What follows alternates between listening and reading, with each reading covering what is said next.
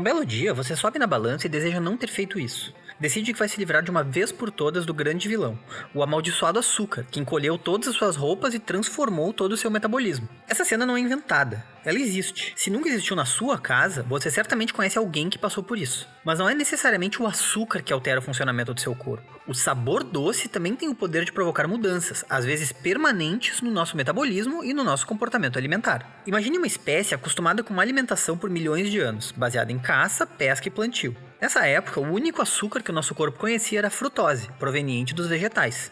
Mas de repente, a espécie humana se viu inundada com farinhas refinadas, pós que tentam substituir alimentos de verdade e produtos que imitam açúcar. Hoje, a indústria nos oferece uma infinidade de açúcares. O refinado, mascavo, demerara, de coco, maltodextrina, dextrose, mel, melado, ufa! É tanta produção que a indústria provavelmente já deve ter feito mais alguns. Complicado, né? Por outro lado, a indústria dos alimentos também pensou nos diabéticos, que não podem ingerir açúcar, e inventou os adoçantes. Na verdade, inventou muitos tipos de adoçantes. Os adoçantes, ou edulcorantes, como também são chamados, eram inicialmente condenados por serem artificiais, sendo alguns derivados até do petróleo. Então vieram adoçantes naturais, que teoricamente não causam doenças, não acumulam metais pesados e adoçam 200, 300, 500 vezes mais que o açúcar. Ótimo, né? Para os diabéticos, é ótimo. Para pessoas saudáveis, é um péssimo negócio. Mas por que afinal se eles adoçam praticamente sem engordar? A resposta para essa pergunta está, literalmente, na ponta da língua. Você já ouviu falar nas papilas gustativas? Também são chamadas de papilas linguais ou botões gustativos, e são responsáveis pelo reconhecimento do sabor que os diferentes alimentos deixam na boca. Doce, amargo, azedo, salgado e umami, como o sabor das carnes ou ovos na sua forma natural. A percepção dos sabores faz parte da nossa evolução e foi fundamental para que nós nos tornássemos a espécie dominante no planeta.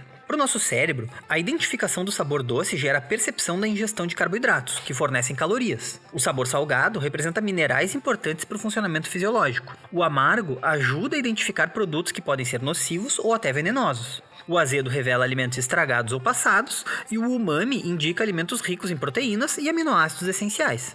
Cada uma das papilas gustativas possui no seu interior células receptoras, chamadas quimiorreceptores, que são ligadas a fibras nervosas pelas quais se comunicam com o cérebro. A identificação do sabor doce ocorre na ponta da língua, e qualquer fornecedor do sabor doce é percebido, independentemente de conter ou não calorias. Ou seja, todos os adoçantes vão estimular uma comunicação com o cérebro do mesmo jeito que o açúcar.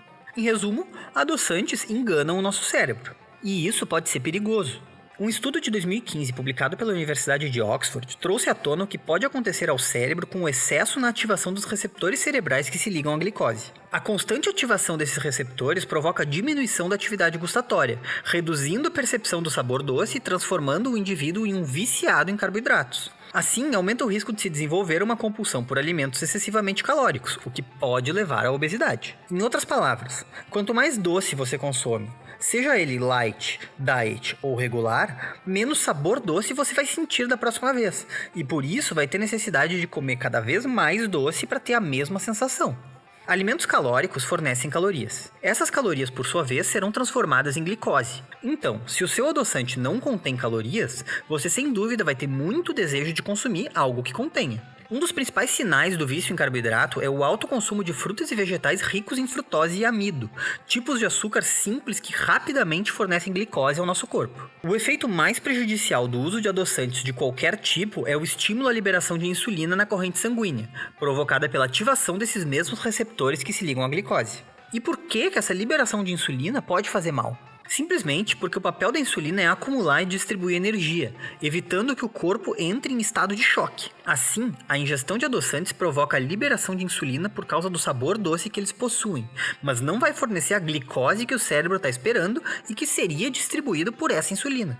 E então essa porção da insulina livre na corrente sanguínea pode provocar no longo prazo uma resistência à insulina. Nesse estado, o corpo já não percebe com a mesma qualidade a ação da insulina devido à quantidade de vezes que ela ficou livre no sangue sem atividade. Essa insulina seria no sangue como um relógio parado. Ele até vai acertar a hora do dia em momentos específicos, mas você sabe que não poderá contar com ele quando precisar mesmo saber que horas são. Da mesma forma, um corpo com resistência à insulina vai utilizar adequadamente a insulina disponível em alguns momentos, mas com uma alimentação inadequada, a absorção da glicose vai ficar prejudicada. No fim das contas, a resistência à insulina é um alerta do seu corpo para uma doença muito comum. Pessoas que têm histórico familiar de diabetes mellitus são mais predispostas a doenças pela ação genética com o avanço da idade. E a resistência à insulina é o primeiro passo para o desenvolvimento dessa doença, pois a glicose gerada pela ingestão dos carboidratos não será bem absorvida devido à baixa atividade insulínica. A gente está sempre insistindo que você evite ao máximo a alimentação sintética produzida em laboratório. E não é por acaso. A natureza sempre se encarregou de providenciar tudo que nosso corpo precisa para funcionar como deveria.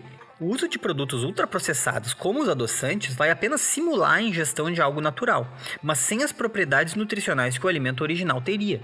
O nosso cérebro não diferencia um chocolate de uma banana, e sim a quantidade de nutrientes que estamos ingerindo e a velocidade com que esses nutrientes serão transformados em glicose. Então, enganar o próprio cérebro, dando a entender que você está comendo um doce, que é o maior produtor de glicose rápida, sem efetivamente fornecer essa energia, não é a melhor tática para acabar ingerindo menos carboidratos. Adoçantes foram desenvolvidos para atender uma parte específica da população, que realmente teria grandes problemas com a ingestão de açúcar e de carboidratos em excesso. Mas pessoas saudáveis não têm por que usar artimanhas para vencer um desejo de comer doce. Como qualquer outro vício, a vontade por doce só é vencida quando paramos de ceder a ela. É parecido com o que acontece com as drogas ou com outros produtos que trazem uma sensação de prazer temporária. Enquanto você ceder ao desejo, ele voltará cada vez mais vezes, independente de você ter consumido açúcar ou adoçante. E no fim das contas, as formas naturais de alimento são sempre a melhor alternativa para que o seu corpo trabalhe de maneira ideal. Nós intoxicamos o nosso corpo, enganamos o nosso cérebro e acabamos sempre botando a culpa do peso extra ou da falta de massa muscular no nosso metabolismo. Mas essa, obviamente, não é a melhor forma de lidar com um problema. Ao invés de disfarçar soluções, evite os problemas. Tente começar uma mudança reduzindo a quantidade de açúcar que você usa. Se você só toma café com açúcar, diminua a quantidade de café que consome por dia. Assim você diminuirá o consumo de açúcar. E se você não consegue almoçar sem comer um docinho depois, escolha uma fruta. Mas para os diabéticos que não podem ingerir açúcar, qual a melhor opção entre os milhões de adoçantes que conhecemos hoje? Mais uma vez, a natureza